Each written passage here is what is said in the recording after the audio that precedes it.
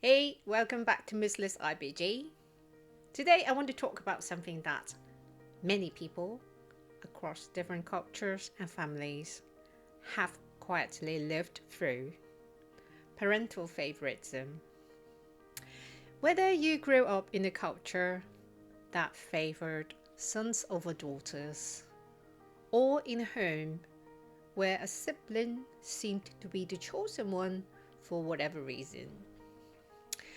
This video is not just about sharing those experiences, but also about how we can turn our past pain into lasting strength.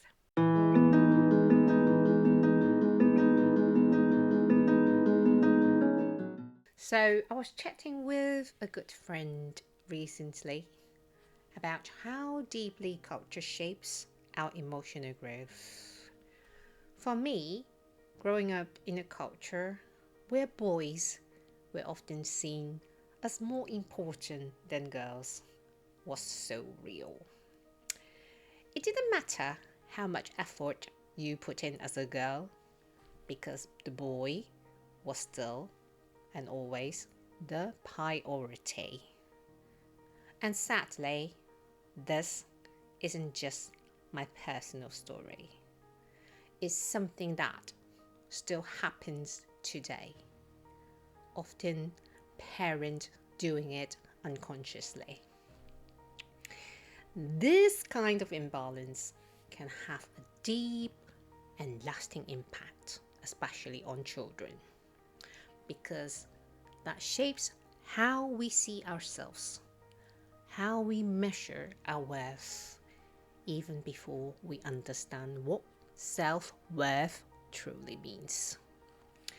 So about me, so there were times in my teenage years that I just felt like I needed to get out of the house.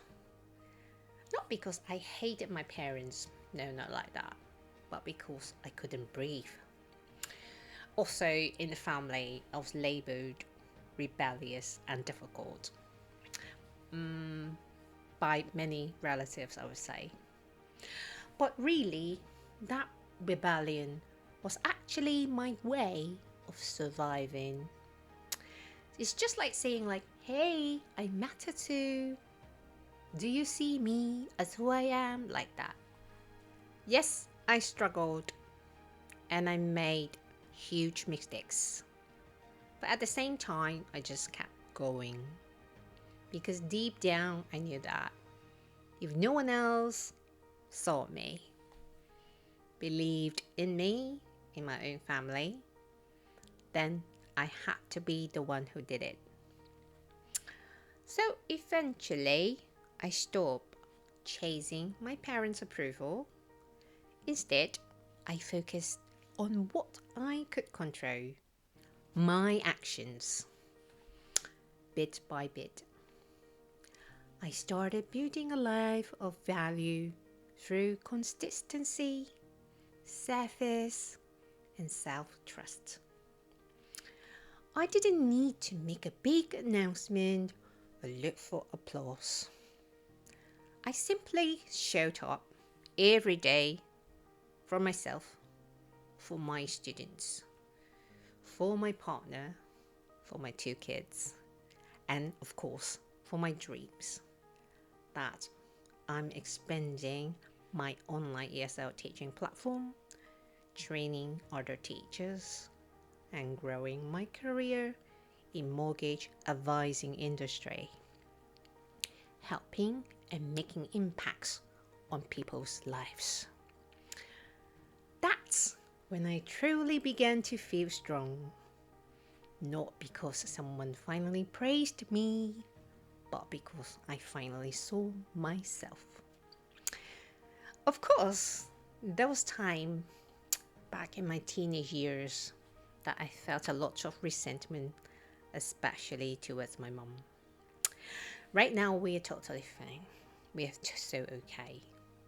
But when I was much younger, my mom always seemed to favor my brothers. So I used to ask, how could a woman treat her daughter this way?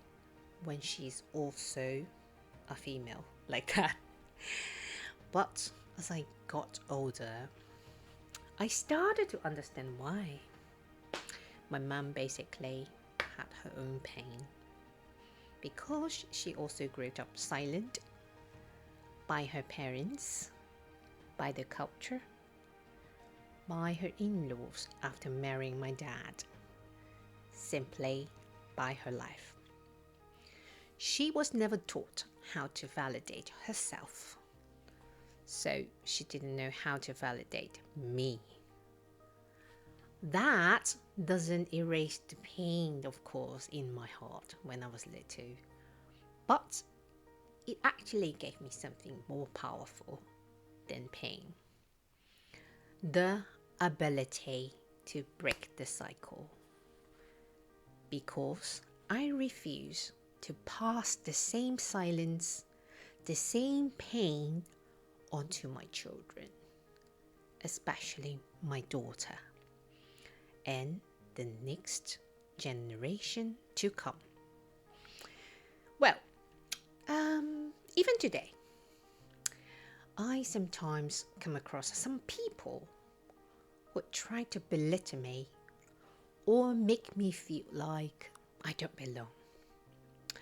Especially those you would expect to be supportive. I'm sure you know what I mean. But now, I don't let that shake me. So what I want to say is, remember this. When someone constantly undermines you, challenges your worth, or throws little jabs, it's usually not about you. It's actually about their insecurity. They fear your growth. The fact is, deep down, these people rely on praise and approval to feel okay within themselves. To be honest, that's actually quite sad to see. But this also reminds me of a close friend actually. She went through a very difficult childhood with my mom, who was emotionally absent. Now that my friend is doing so well in her business, then her mom would constantly tell others like how proud and supportive she has always been for my friend, so that the people would say like this: "Oh, your daughter is so lucky to have you." Well, my friend, she doesn't even get upset anymore because she's now a grown person. I mean, truly grown from the inside. So my friend and I both have come to understand this. Real strength doesn't come from applause. It comes from quiet victories, from healing, from giving even when no one gave you.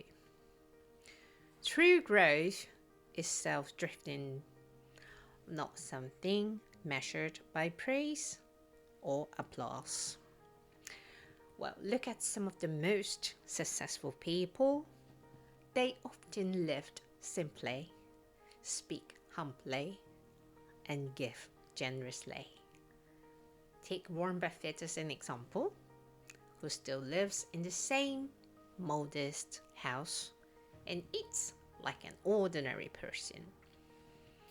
Because success, when it is real, isn't loud. It is grounded.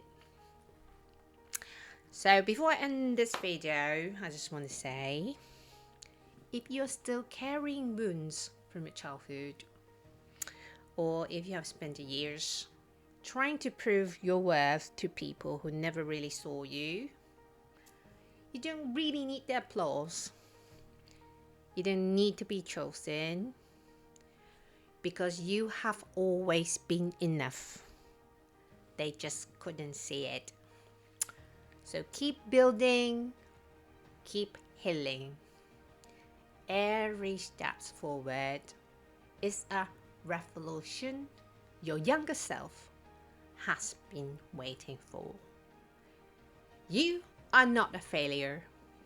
You are a fighter. And you are already enough. If this message touched your heart, please like, share, subscribe. Leave a comment and let me know what's one inner battle you have overcome and what are still facing. Okay? Let's keep growing together, and I'll see you in the next one.